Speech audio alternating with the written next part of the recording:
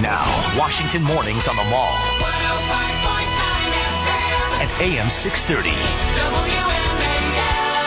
8:37, happy Tuesday to you. Brian Neiman, Brian Wilson with you. Larry Kudlow's on the line, hosts the Kudlow Report on CNBC, 7 o'clock every weekday night. You can also hear him on the radio here on WMAL Saturdays at 7 p.m. Good morning, Larry. Good morning, good morning. I know you had Darrell Issa on your show last night. I watched that interview. We just had John Mica on this morning, the Republican from Florida, who also sits on that committee.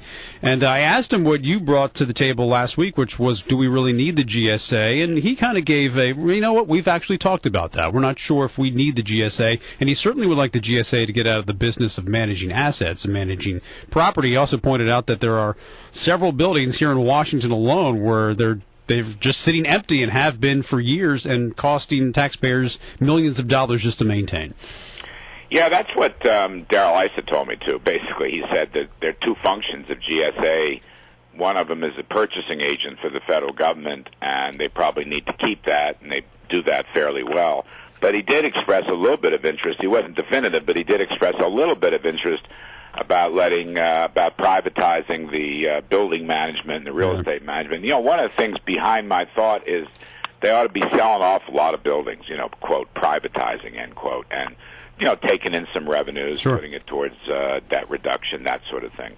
He wasn't definitive. I mean, I think, Issa's a really smart guy, and he is right now holding his cards close to his chest. He's just trying to get the facts on the table, and obviously wasn't happy about this guy Neely taking the fifth. Yeah, all right. I know you're going to interview Mitt Romney tonight, huh? Right. And he talked yesterday about, at least he said privately, maybe getting rid of HUD as well, which is which excites me. Yeah, I'm sure it does. It excites me, and I want to ask him about that.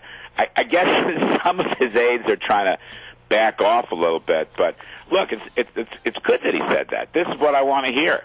I mean, he's talking about major downsizing or elimination of HUD, which ironically his father ran many years ago during the Nixon days, and he mentioned the Department of Education, and isn't that what a turnaround specialist would do? That's what Bain Capital would do, wouldn't it? That's what Bain Capital would do. I mean, I actually love this, and I hope he doesn't back off because I think it's terrific.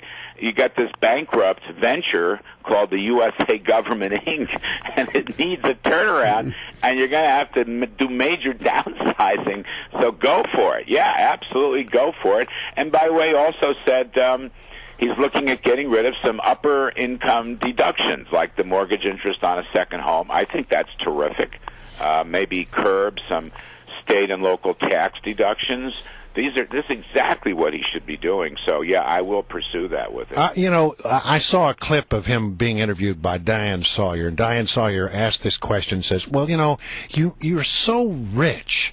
How can you possibly relate to average people? And I thought what was really rich about that was that Diane Sawyer makes $12 million a year. Right. Don't you just love that? I mean, when are we going to get to the point in this country where success is not looked upon as an evil thing? Right. That's exactly right. I mean, I don't know. Maybe I'll go there. Maybe I won't. I have more substantive things to raise with him. But sure, that's just a typical Beltway media, mainstream media goofball question. And that's not how people vote, by the way. They vote on the issues, and they vote on the guy's character and whether they think he can lead the country. I mean, you're right. When are you going to, gee whiz.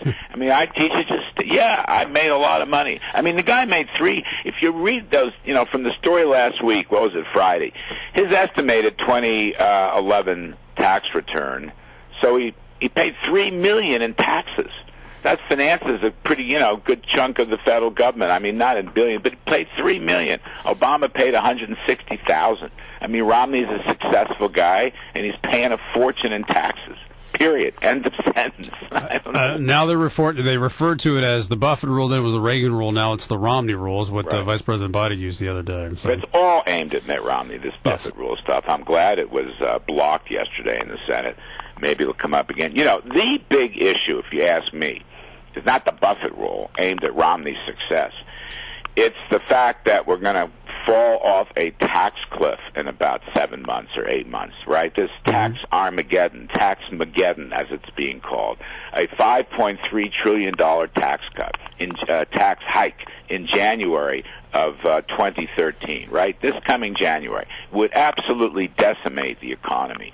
And House and Senate people should be focusing all their efforts now at dealing with this and looking towards tax reform so we don't get stuck with this humongous tax bill that will destroy jobs in the economy. This should be really the top issue, and they're not doing it. And the Buffett rule is it's a sideshow. It's just a distractive sideshow from the main business at hand. Who do you think he ought to pick as the VP running? Man, that process has apparently started.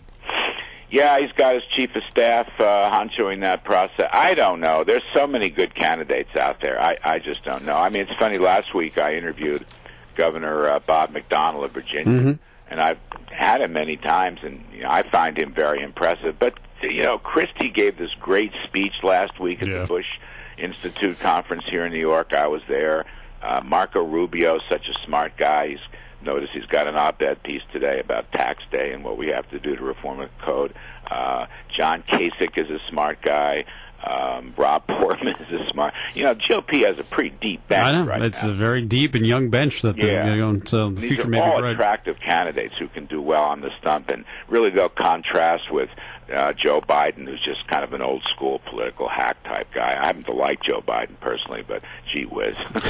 All right, you got an interview with Romney tonight. You got about 7 o'clock tonight. Is that the lead off the show? That's correct. All right, Larry, we'll be watching. Thanks very much as always. We appreciate it. Thanks, Larry.